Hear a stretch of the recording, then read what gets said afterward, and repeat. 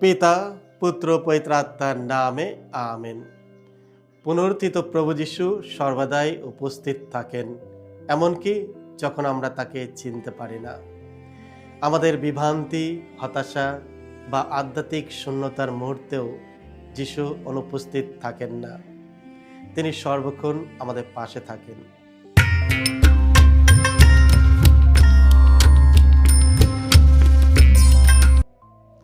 খ্রিস্টে আমার পরম প্রিয়জনেরা, আজ এপ্রিল মাসের 10 তারিখ, পুনরুত্থানের প্রথম সপ্তাহ, শুক্রবার। আর আজকে ডেলি মান্না ঈশ্বরের বাণী প্রতিদিন নেওয়া হয়েছে সাধু যোহন রচিত মঙ্গল সমাচার থেকে 21 অধ্যায় 1 থেকে 14 পদ। এসো আমরা ভক্তিভাবে আজকের এই বাণীটি শুনি। পুনরুত্থানের পরে যিশু শিষ্যদের কাছে আবার দেখা দিয়েছিলেন, এবার টাইবেরিয়াস সাগরের তীরে।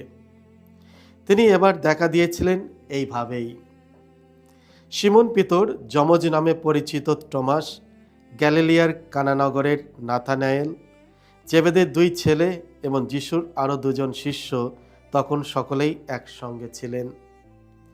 সিমন পিতর তাদের বললেন, আমি মাছ ধরতে যাচ্ছি। অন্যরা বললেন, চলো আমরাও তোমার সঙ্গে যাব।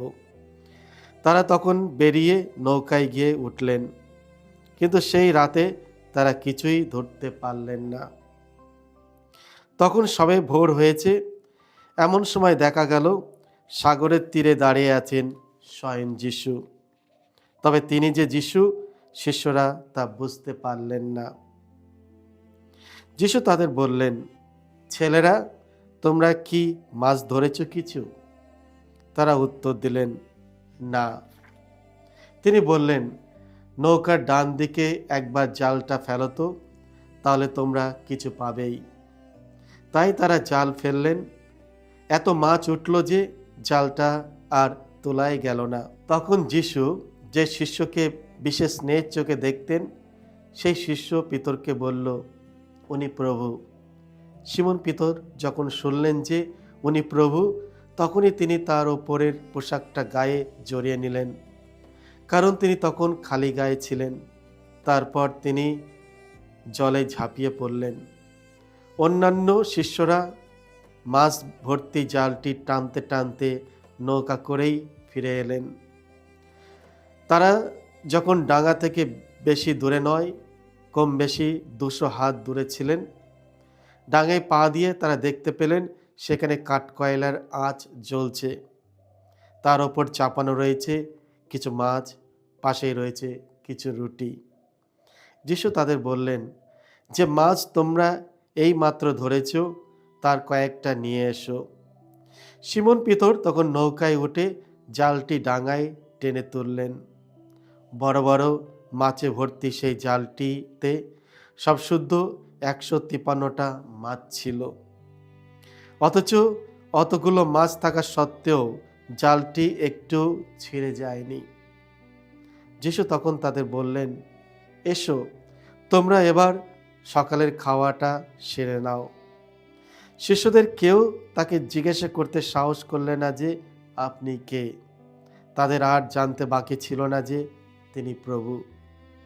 যিশু তখন এগিয়ে এলেন এবং নিজেই সেই রুটি নিয়ে সকলের হাতে দিলেন। তারপর সেইভাবে মাছও দিলেন তিনি। মৃতদের মধ্য থেকে পুনরুত্থিত হওয়ার পর যিশু এই তৃতীয়বার শিষ্যদের কাছে দেখা দিয়েছিলেন। এই হলো প্রভু যিশুর মঙ্গল সমাচার। প্রভু যিশু তোমার মহিমা প্রচারিত হোক।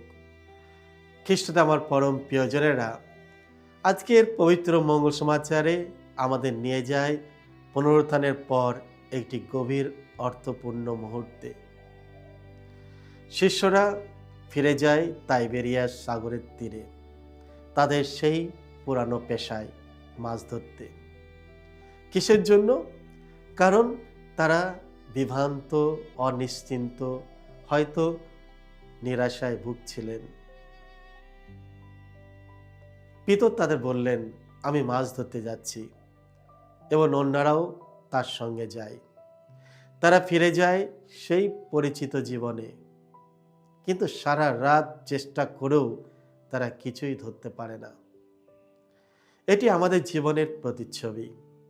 আমরা পরিশ্রম করি, চেষ্টা করি, কিন্তু অনেক সময় শূন্যতা অনুভব করি, কোনো ফল পাই না, শান্তি আসে না, দিশা হারিয়ে ফেলি।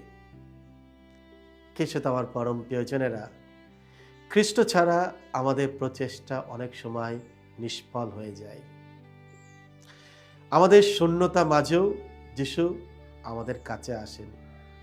যখন শিষ্যরা সারা রাত ধরে কঠোর পরিশ্রম করে ক্লান্ত হয়ে গেছে, কিন্তু যিশু সব কিছু লক্ষ্য করছেন। ভোরবেলায় যিশু তীরে দাঁড়িয়েছিলেন, তাদের জন্য অপেক্ষা করছিলেন, কিন্তু শিষ্যরা তাকে চিনতে পারেনি। এটি খুবই গুরুত্বপূর্ণ। পুনরুত্থিত প্রভু যিশু সর্বদাই উপস্থিত থাকেন, এমনকি যখন আমরা তাকে চিনতে পারি না। আমাদের বিভ্রান্তি, হতাশা বা আধ্যাত্মিক শূন্যতার মুহূর্তেও যিশু অনুপস্থিত থাকে না। তিনি সর্বক্ষণ আমাদের পাশে থাকেন। তিনি জিজ্ঞাসা করেন, ছেলেরা, তোমরা কি মাছ ধরেছ কিছু? এই প্রশ্ন তথ্য জানার জন্য ছিল না, বরং তাদের নিজেদের শূন্যতা উপলব্ধি করানোর জন্যই ছিল। আনুগত নিয়ে আসে প্রাচুর্য। দ্বিতীয় জিনিস আমরা লক্ষ্য করলাম, যিশু যখন বললেন, নৌকায় ডান দিকে একবার জালটা ফেলতো, অভিজ্ঞত জেলেদের জন্য এটি অদ্ভুত নির্দেশ হতে পারে। তারা সারা রাত ধরে জাল ফেলেছিল, কিন্তু কোনো মাছ পায়নি। আর যিশু যেখানে জাল ফেলতে বলেছিল সেখানে কোনোদিন মাছ থাকে না, তবু তারা তার কথা মান্য করে। শিষ্যরা তার কথা মতো জাল ফেলতেই হঠাৎ করেই জালে ভরে যায় প্রচুর মাছে। এই ঘটনা আমাদের শেখায়, যখন আমরা যিশুর কথা শুনি এবং তা মান্য করি, তখন আমাদের জীবন ফলপ্রসূ হয়। খ্রিস্টের প্রতি অনুগত ব্যর্থতাকে প্রাচুর্যে পরিণত করে। ভালোবাসা চিনতে শেখায়। আজকের পবিত্র মঙ্গল সমাচারে আমরা শুনলাম, প্রিয় শিষ্য যোহন প্রথমে যিশুকে চিনতে পারেন এবং বলেন, উনি প্রভু। ভালোবাসা এমন কিছু দেখতে পায় যা অন্যরা দেখতে পায় না। খ্রিস্ট আমার পরম প্রিয়জনেরা, দ্বিতীয় জিনিস আমরা লক্ষ্য করলাম, যে হৃদয় ভালোবাসায় পূর্ণ, সে সহজে খ্রিস্টের উপস্থিতি চিনতে পারে। পিতর সঙ্গে সঙ্গে জলে ঝাঁপ দেয় যিশুর কাছে যাওয়ার জন্য। সত্যিকারের ভালোবাসা শুধু চিনে না, তা দ্রুত সাড়া দেয়, যেভাবে পিতর দিয়েছিল। চতুর্থ, যিশু আমাদের দেহের পুষ্টি ও জীবন নতুনভাবে গড়ে তোলেন। তীরে এসে তারা দেখেন যিশু ইতিমধ্যেই রুটি ও মাছ প্রস্তুত করে রেখেছেন। তিনি বলেন, এসো তোমরা, এখন সকালের খাবারটা সেরে নাও। কি কমল ও সুন্দর দৃশ্য! পুনরুত্থিত প্রভু যিশু শক্তি ও মহিমা নিয়ে নয়, বরং যত্ন ও ভালোবাসা নিয়ে আসেন। তিনি আমাদের দেহের পুষ্টি দেন, পুনর্গঠন করেন এবং আশ্বস্ত করেন। এই ভোজন আমাদের প্রভুর ভোজের কথা মনে করিয়ে দেয়, যেখানে প্রভু যিশুর নিজের দেহ ও রক্ত আমাদের খাদ্যরূপে দান করেন এবং তার উপস্থিতি আমরা নবজীবন লাভ করি। খ্রিস্ট আমার পরম প্রিয়জনেরা, আজকের পবিত্র মঙ্গল সমাচারে আমাদের তিনটি গুরুত্বপূর্ণ বিষয়ে আহ্বান জানাই। প্রথমত, জীবনের সাধারণ মুহূর্তে যিশুকে চিনতে শেখা। দ্বিতীয়, তার কথায় বিশ্বাস রেখে তার ইচ্ছা অনুসারে কাজ করা। আর তৃতীয়, আমাদের শূন্যতা নিয়ে তার কাছে আসা, যাতে তিনি আমাদের পূর্ণ করেন। আজ যিশু আমাদের জীবনের তীরে দাঁড়িয়ে আছেন এবং আমাদের আহ্বান করছেন। তিনি আমাদের সংগ্রাম, ব্যর্থতা ও সন্দেহ জানেন, তবু তিনি আমাদের আমন্ত্রণ জানায়, এসো তোমরা, এখন সকালের খাবারটা সেরে নাও।